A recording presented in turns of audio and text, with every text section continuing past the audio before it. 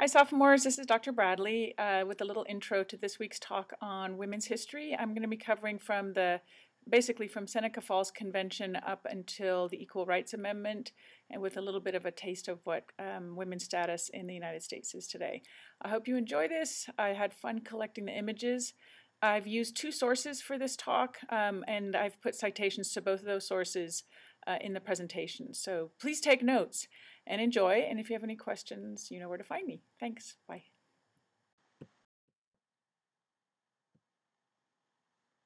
Months before her death in 1906, the pioneer suffragist Susan B. Anthony told guests at her 86th birthday party not to abandon the fight for the vote for women.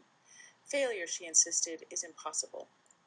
In 1851, 55 years earlier, she had met Elizabeth Cady Stanton at a temperance meeting in Seneca Falls, New York, who had persuaded her to dedicate her life to women's rights.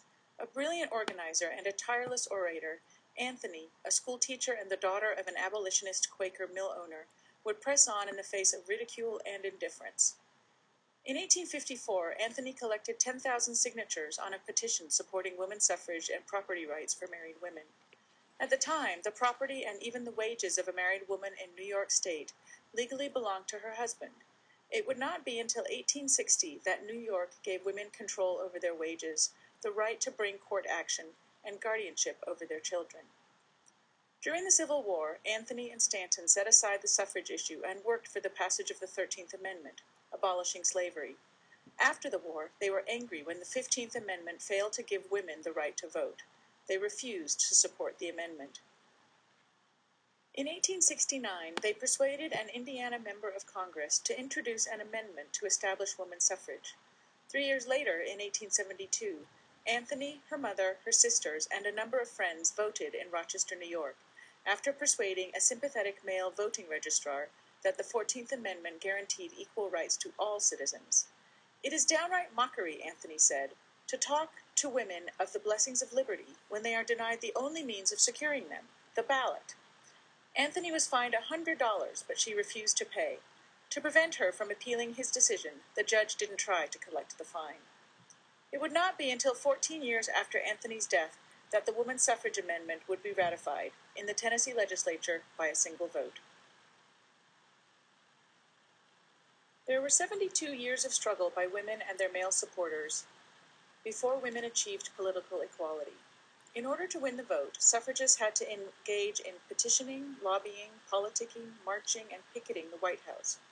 They also ran campaigns to defeat anti-suffrage legislators. Proponents of women's suffrage waged 480 campaigns in state legislatures to persuade them to adopt suffrage amendments to state constitutions. There were 56 statewide referenda among male voters and 47 campaigns to convince state constitutional conventions to adopt women's suffrage provisions. There were also 277 campaigns at state party conventions to get state parties to adopt women's suffrage planks, and 30 at national conventions and in 19 separate congresses. In all this time, New Jersey was the only one of the original states to allow any women to vote.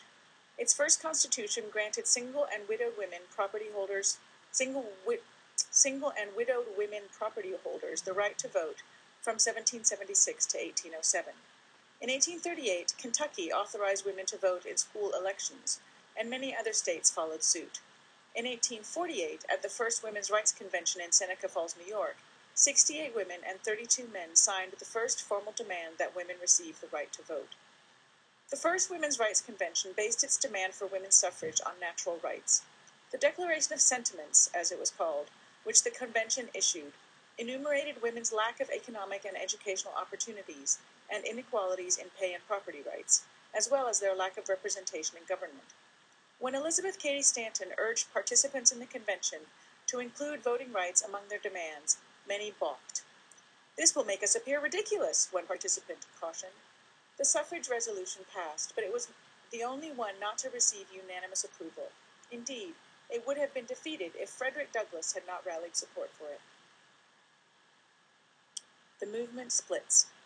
After the Civil War, women's rights supporters split over whether they should push to include women in the 15th Amendment, which extended voting rights only to African American men. In 1869, two competing organizations emerged, each with its own strategies and goals. the National Women's Suffrage Association, headquartered in New York and led by Susan B. Anthony and Elizabeth Cady Stanton, favored a constitutional amendment giving the vote to women as well as men. It sought a constitutional amendment and advocated an agenda broader than suffrage, including divorce reform, property rights for women, and dress reform. It was wary of the involvement of men in the organization and was willing to forge tactical alliances with Democrats who opposed equal rights for African Americans. The American Women's Suffrage Association, led by former abolitionist Lucy Stone and based in Boston, believed that the voting rights of black men needed to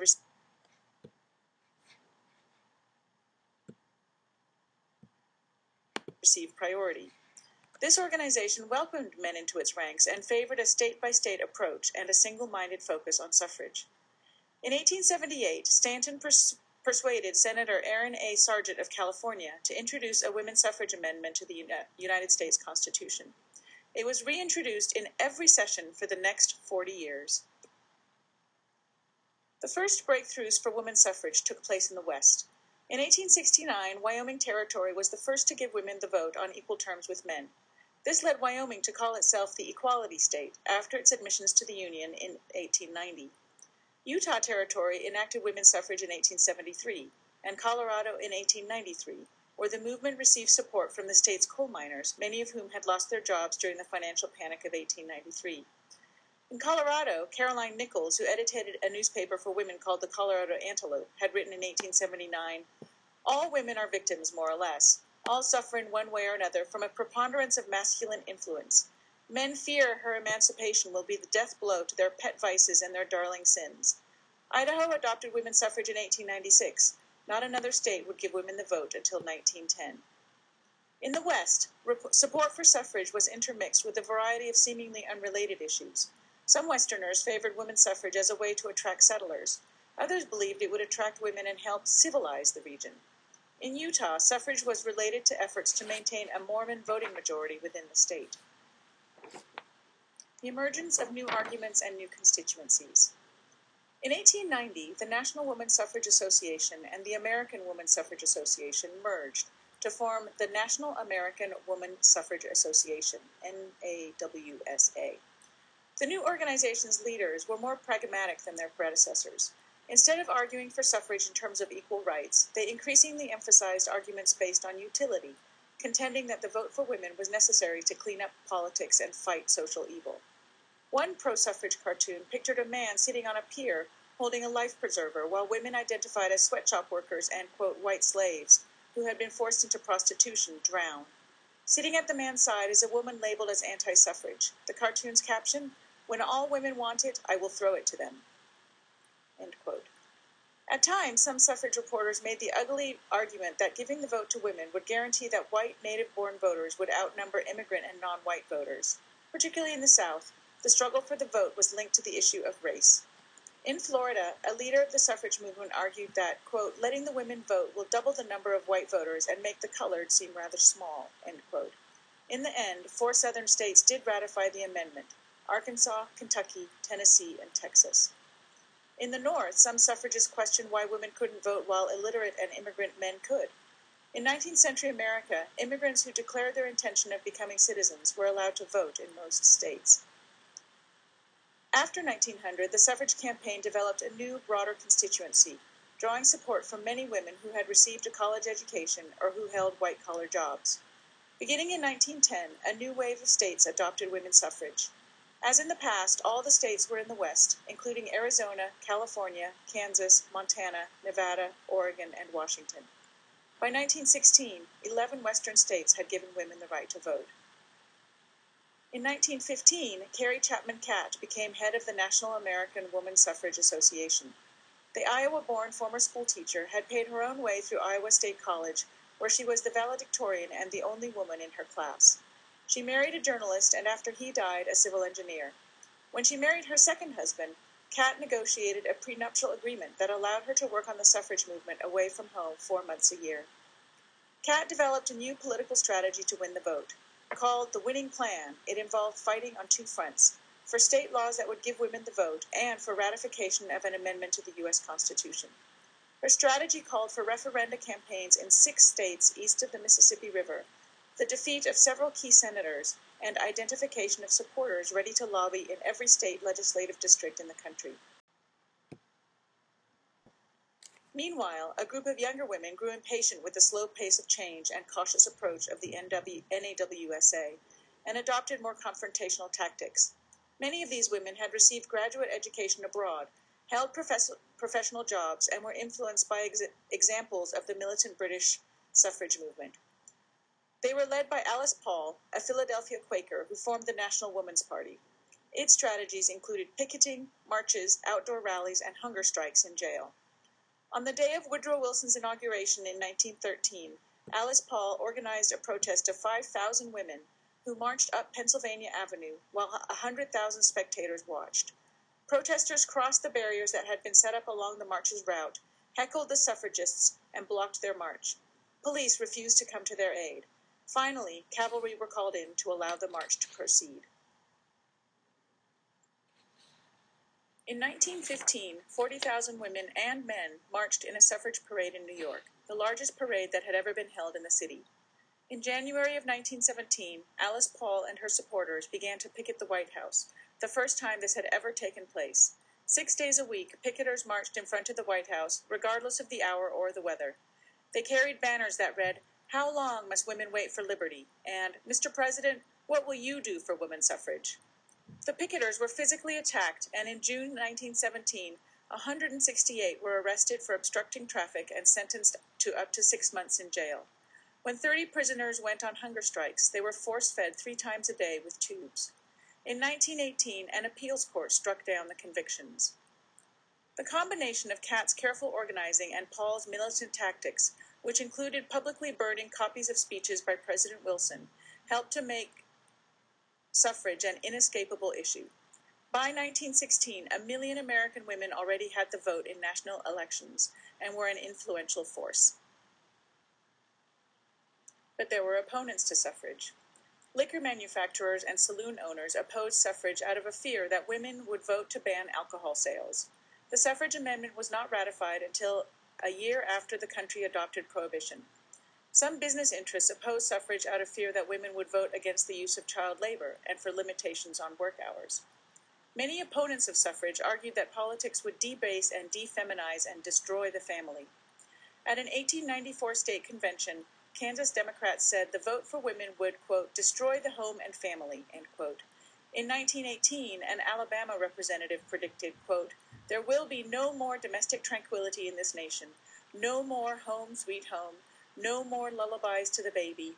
Suffrage will destroy the best thing in our lives and leave in our hearts an aching void that the world can never fill," end quote. Some arguments against suffrage reflected simple gender bias. President William Howard Taft said that he opposed suffrage because women were too emotional. On the whole, he wrote, "it is fair to say that the immediate enfranchisement of women will increase the proportion of the hysterical element of the electorate." The final push. After the United States entered World War I, many suffrage supporters argued that women should receive the vote as a war measure. Adoption of women's suffrage would prove that the Allies were fighting for democracy. In January of 1918, President Woodrow Wilson announced his support for a women's suffrage amendment. That year, Michigan, Oklahoma, and South Dakota gave women the vote, and the House of Representatives ratified a suffrage amendment by the precise 2/3 vote needed for passage. Ratification, however, was repeatedly defeated in the Senate.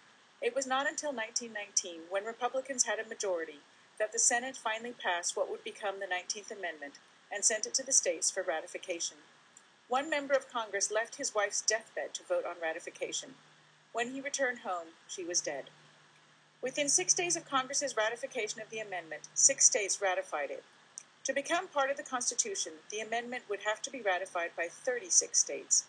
In March 1920, by a single vote, West Virginia became the 34th state to ratify. Washington state quickly followed. There appeared to be one state to go, but Ohio's state constitution provided for a voter referendum to confirm the legislature's ratification of a constitutional amendment. Petition drives were mounted in other states to reverse the ratification of the amendment. In June 1920, the Supreme Court ruled that the Ohio referendum provision was unconstitutional, ending the threat of reversals in other states. All eyes turned to Tennessee, which seemed to be the most likely remaining state to ratify the amendment. At the urging of President Wilson, the governor called a special session. The decisive vote was cast by the Assembly's youngest member, Harry Byrne, who was just 24 years old and had earlier opposed ratification. He said that he changed his vote after receiving a letter from his mother, urging him to be a good boy and help Mrs. Catt put the rat in ratification. The measure passed 49 to 47. On August 26, 1920, Tennessee became the 36th state to ratify the 19th Amendment.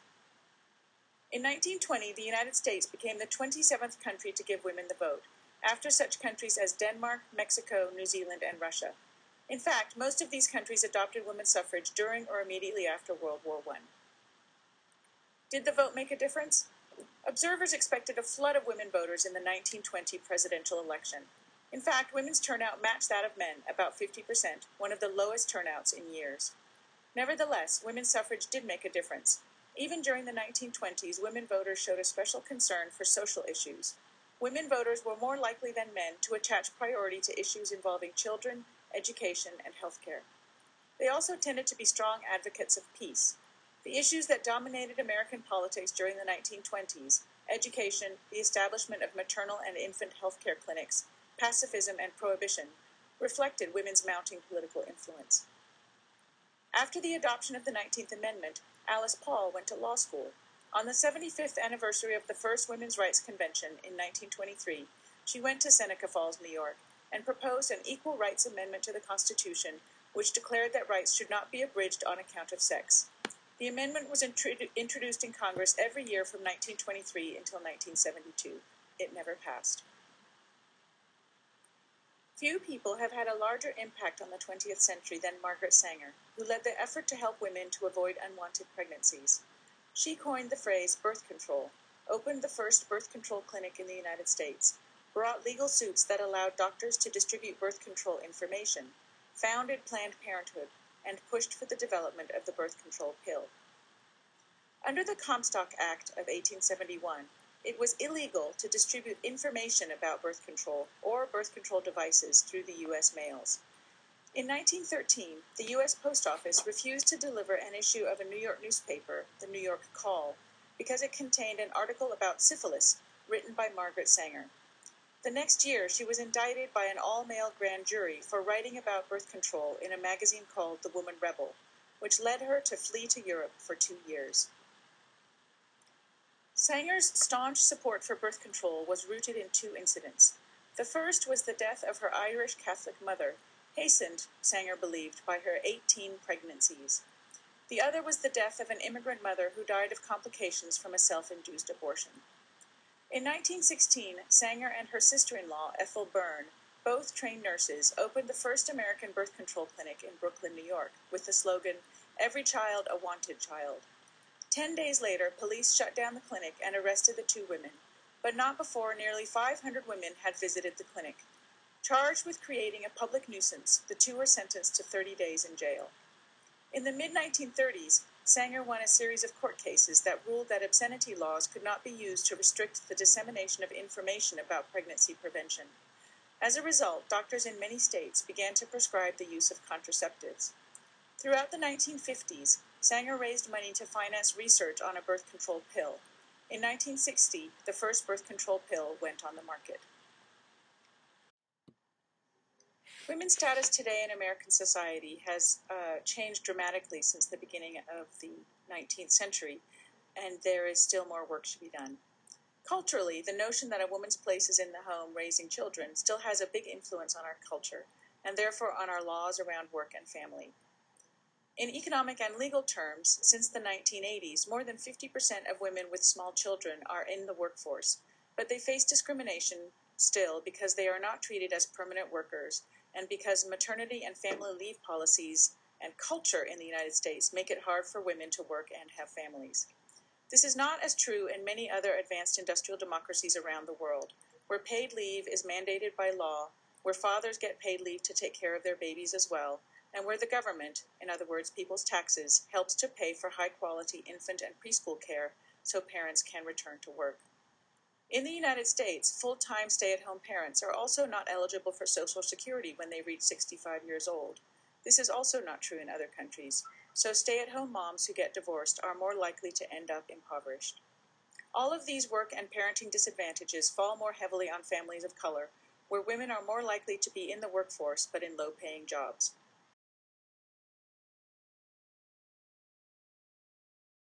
Geraldine Ferrara was the first woman to be chosen by a major political party to run for vice president, with Walter Mondale. The ticket did not win. Women have succeeded in being elected to Congress, to mayoral positions, and to governorships. 11 women have been members of the President's cabinet, starting with Frances Perkins, who was Secretary of Labor under Franklin Delano Roosevelt. Jimmy Carter appointed the first African-American woman, Patricia Roberts Harris, to his cabinet as Secretary of Housing and Urban Development. Condoleezza Rice was the first female Secretary of State, and Hillary Clinton is currently the second. There have been 4 women on the Supreme Court, and 3 of them still serve today: Sandra Day O'Connor, Judith Bader Ginsburg, Sonia Sotomayor, and Elena Kagan. In foreign affairs, Eleanor Roosevelt was appointed to the UN as the first female representative in 1945 and served as chairman of its Commission on Human Rights. Eugenie Anderson was the first woman ambassador to Denmark in the 1940s and 1950s, and Jean Kirkpatrick was the first woman ambassador to represent the U.S. at the United Nations. No woman yet has been elected President of the United States. By contrast, the following countries have elected female presidents or prime ministers since 1960: Sri Lanka, India, Israel, Argentina, the Central African Republic, Great Britain, Iceland, Norway, Yugoslavia, the Philippines, Pakistan, Ireland, Nicaragua, Australia, Canada, Bangladesh, France, Poland, and Liberia.